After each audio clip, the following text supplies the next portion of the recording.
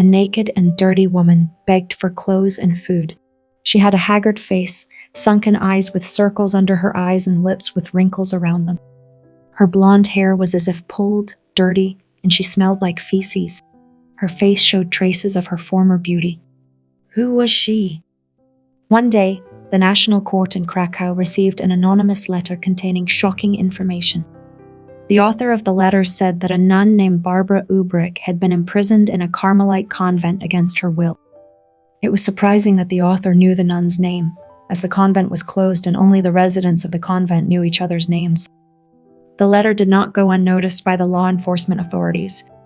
The Krakow court decided to check the conditions in which the so-called Barbara Ubrick was kept. The case was entrusted to a civil and ecclesiastical commission. On July 21, 1869, the inspection entered the Carmelite convent on the outskirts of Krakow. It looked like a decent monastery, but it was in great need of repair. The commission demanded that the abbess of the convent, Countess Maria Veshik, see Sister Barbara Ubrick immediately. Maria's eyes went wide. She refused. Only the pressure and authority of the bishop forced her to give in. The commission also included a judicial assistant, a doctor, court assessors, and a recorder. They were led through dark and narrow corridors to the farthest and most unassuming door. When the doors were opened, the commission was stunned at what they saw. In a cell with a bricked-up window sat a naked humanoid creature covered with dirt and feces. It shrank back from the cold and pain, looking fearfully at its unexpected guests.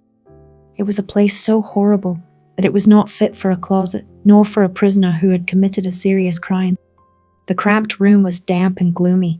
Mold reigned in the corners. There was rotten straw on the floor instead of a bed, and the utensils were two dirty earthen bowls of food.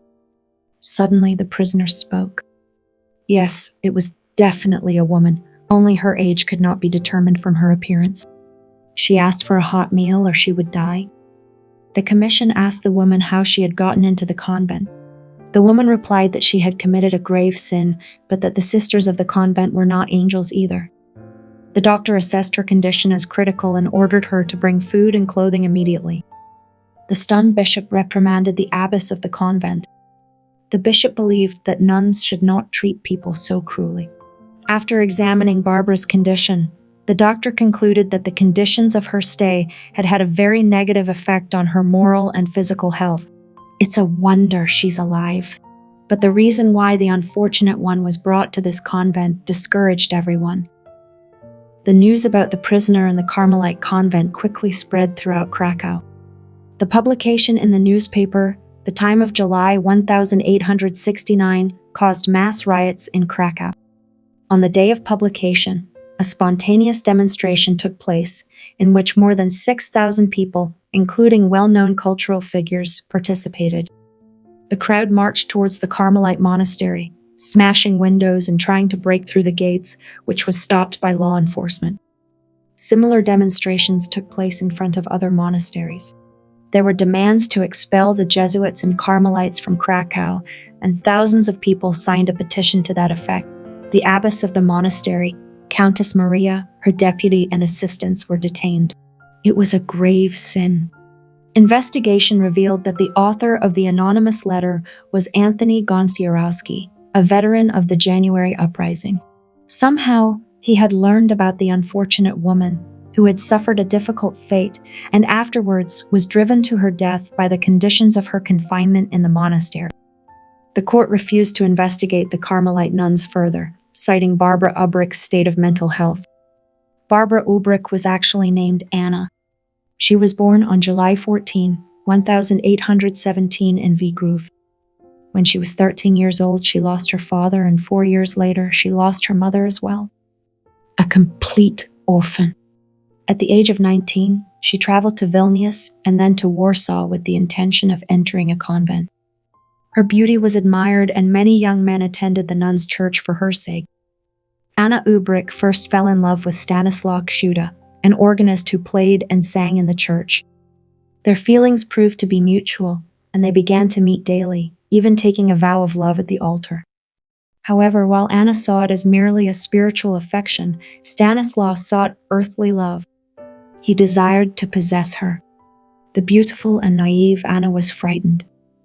Unable to withstand his insistence, Anna left for the monastery, and the disappointed Stanislaw left Warsaw. Anna's obedience led to young men coming to the church to deliver hot love letters to her. This caught the abbess's attention, and Anna was sent home, deciding that a stricter convent would suit her. Disappointed in love, Anna returned to home, but soon traveled to Krakow and went to a Carmelite convent. Many men tried to dissuade Anna from this step, for in their opinion her beauty should not have been confined within four walls. Anna, who took the name Barbara Teresa, could not stand the strict rules of the convent. To her horror, she realized that she was to live under such conditions for the rest of her life. In 1845, 4 years later, she began to suffer a mental breakdown. She began to behave strangely, dancing, singing loudly, knocking over books and extinguishing candles. And all of this could have been avoided if Barbara had been released. But the stern sisters decided otherwise. After all, Barbara had taken an open-ended vow to the nuns. They invited doctors who only bled her and treated her with leeches. Eventually, they locked her in a cell where she spent 21 years in horrible conditions. Barbara became aggressive and would not let outsiders in. She threw heavy objects at guests and even somehow peeled away the tiles of her dungeon. Only after Bishop Anthony Galecki intervened was Barbara released and transferred to a hospital. Barbara was placed in an asylum for the insane, where she lived until her death in 1898. She died at the age of 81. By then, her mental condition had become irreversible. In the hospital, Barbara behaved calmly, ate well, and spent time with her black cat. Barbara's case caused public outrage and became known far beyond the borders of Poland. Her lover Stanislav went to Istanbul, converted to Islam, and entered the service of the Sultan. He was never married. Thank you so much for watching. If you enjoyed this video, please give it a thumbs up and don't forget to subscribe to my channel for more content like this. Thanks again, and I'll see you in the next video.